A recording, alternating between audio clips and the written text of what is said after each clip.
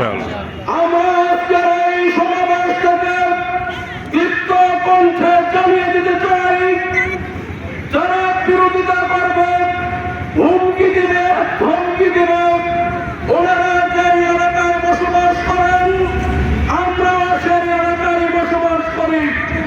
ওনারা যে আলো বাতাস উপভোগ করেন, আমরাও সেই আলো বাতাস উপভোগ করি।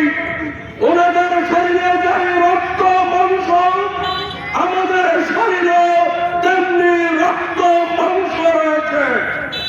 আল্লাহর এই জমিনে আল্লাহর দিন প্রতিষ্ঠা করতে গিয়ে কোন রক্ত চক্ষুকে আমরা ভয় করি না ইনশাআল্লাহ। সাথীয় বন্ধুগণ, তালিমি প্রোগ্রাম চলমান রয়েছে, শিক্ষণীয় বৈঠক রয়েছে। ইতিমধ্যে আমাদের মাঝে নিউজ এসেছে, আমাদের কিছু বিলবোর্ড ছিঁড়ে ফেলা হচ্ছে, আমাদের কিছু পোস্টারের উপরে অন্যদের পোস্টার লাগানো হচ্ছে, আমাদের বোনদেরকে বিভিন্নভাবে হয়রানি করার অপচেষ্টা চালানো হচ্ছে। ভবিষ্যতে ৩ নং দক্ষিণ আলগী সহ বিশেষ করে হাইমচর উপজেলায় যদি আর একটা ঘটনা এরকম ঘটে, গোটা ইসলাম প্রিয় তৌহিদি জনতাকে সাথে নিয়ে আমরা এর সত্য দাঁত ভাঙা জবাব দিব ইনশাআল্লাহ।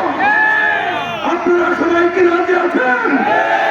নারায়ে তাকবীর, আল কোরআনের আলো, সংসদে জালো,